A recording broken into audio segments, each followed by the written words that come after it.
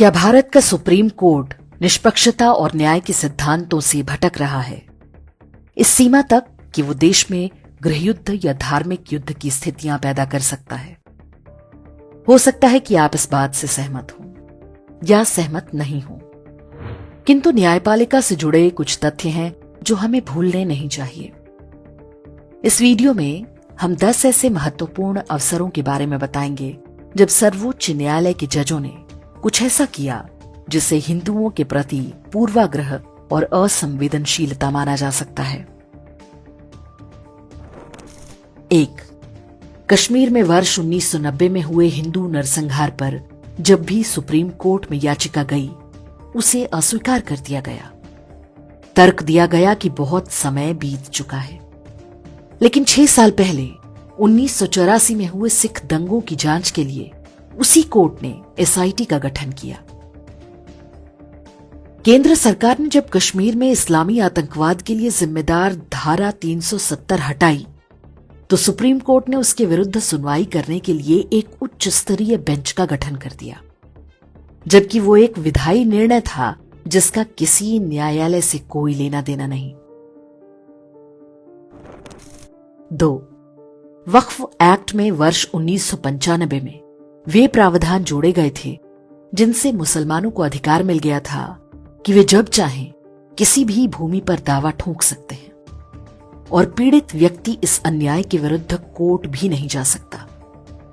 स्वतः संज्ञान लेना तो दूर, जो हिंदू इस पक्षपाती कानून के विरुद्ध सुप्रीम कोर्ट गए, उन्हें भी ये कहकर भगाया जाता रहा कि तुम्हारा इस केस से क्या लेना देना है।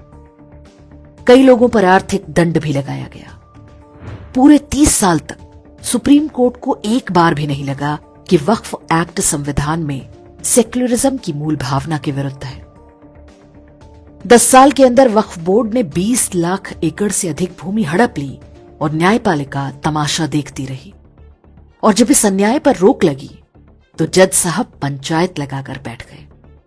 ऐसी ऐसी टिप्पणियां की जाने लगी जो करोड़ों हिंदुओं के लिए जले पर नमक की तरह है। 3. सुप्रीम कोर्ट बहुत ठसक के साथ कहता है कि भारत सेक्युलर देश है, लेकिन वर्ष 2012 में जब हिंदू मंदिरों पर सरकारी नियंत्रण का मुकदमा पहुंचा तो उसे सांप सूंघ गया। 1 दशक से अधिक समय तक याचिका पर कुंडली मारकर बैठने के बाद कह दिया कि याचिकाकर्ता को हाई कोर्ट जाना चाहिए, जबकि इसी देश में सरकारी सब्सिडी पर हज यात्राएं चलती रहीं, लाखों मौलवियों को टैक्स पेयर के पैसे से वेतन दिया जाता रहा, एएमयू और जामिया जैसे तथा कथित अल्पसंख्यक विश्वविद्यालयों और मदरसों को सरकारी खजाने से करोड़ों का फंड दिया जाता रहा, मंदिरों में हिंदुओं के चढ़ावे के पैसे चर्च और मस्जिदों को बांटे जाते रहे, लेकिन एक बार भी सुप्रीम कोर्ट को धर्मनिरपेक्षता की चिंता नहीं हुई। एक साधारण सा तर्क सर्वोच्च न्यायालय के खानदानी जजों के पल्ले नहीं पड़ा कि यदि भारतीय राज्य धर्मनिरपेक्ष है तो वो हिंदू मंदिरों को नियंत्रित कैसे कर रहा है। हास्यास्पद बात ये कि वक्फ एक्ट पर सुनवाई करते हुए चीफ जस्टिस संजीव खन्ना उसकी तुलना हिंदू मंदिरों के बोर्ड से करने लगे। 4. कांग्रेस सरकार ने वर्ष 2009 में शिक्षा का अधिकार यानी राइट टू एजुकेशन नाम से ऐसा कानून बनाया जो हिंदुओं द्वारा संचालित स्कूलों को बाध्य करता है कि वे 1/4 सीटों पर गरीब बच्चों को मुफ्त में पढ़ाएं। लेकिन मुसलमानों या ईसाइयों के स्कूलों को इससे छूट दे दी गई। हिंदुओं के लिए स्कूल चलाना महंगा हो गया, उन्हें फीस बढ़ानी पड़ी। फीस कम होने के कारण हिंदू माता पिता भी अपने बच्चों को मुसलमानों या ईसाइयों के स्कूलों में भेजने को विवश होने लगे। हजारों की संख्या में हिंदुओं के स्कूल बंद हो गए। कुछ के संचालकों ने धर्मांतरण करके अपने स्कूलों को बचाया।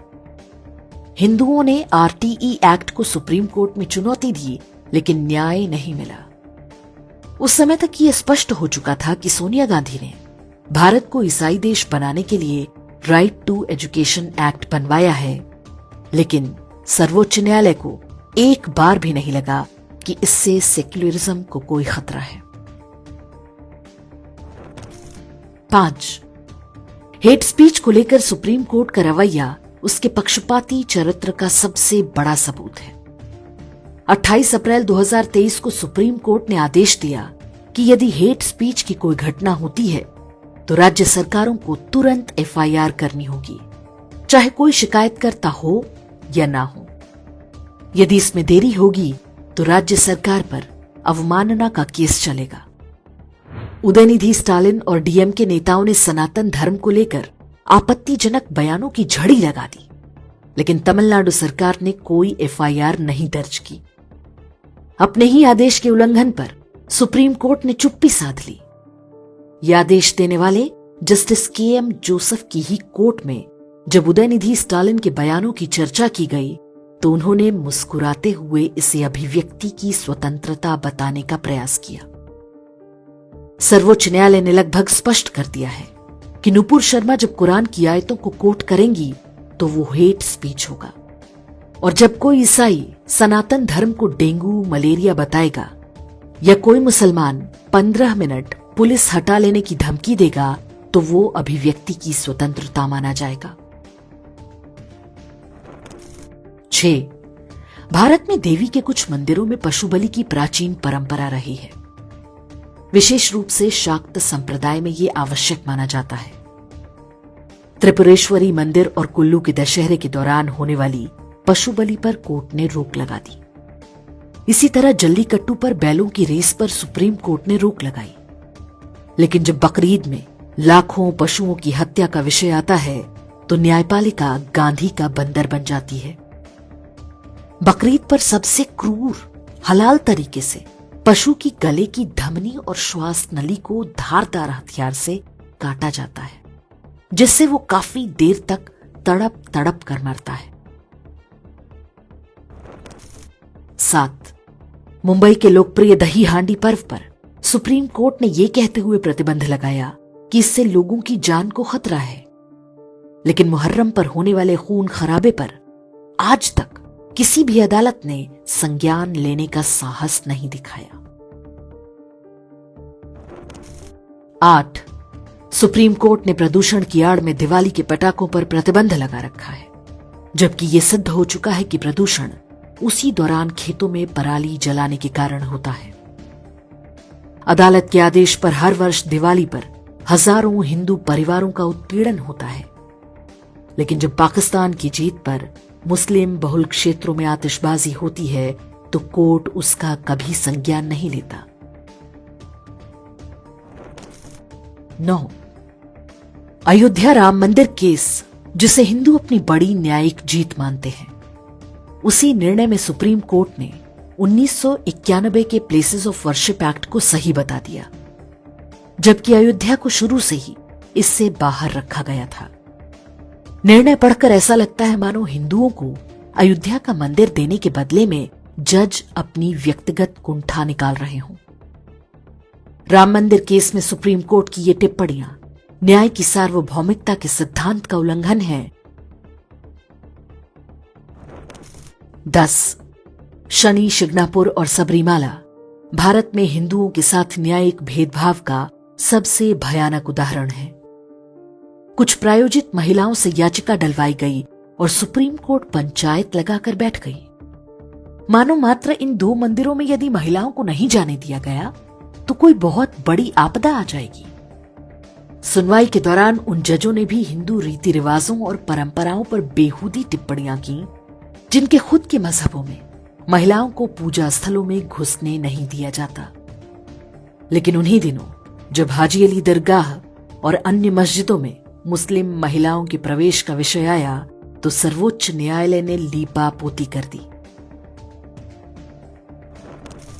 ऐसे ढेरों और उदाहरण दिए जा सकते हैं जब उच्च न्यायपालिका ने दिखाया है कि एक जैसे ही मामलों में उसके पास 2 अलग अलग पैमाने हैं। वे ऐसा अनजाने में कर रहे हैं या जानबूझकर, हमें नहीं पता, लेकिन जो भी कर रहे हैं वो आग से खेलने से कम नहीं। ऐसे में ये संयोग से अधिक प्रयोग मालूम होता है।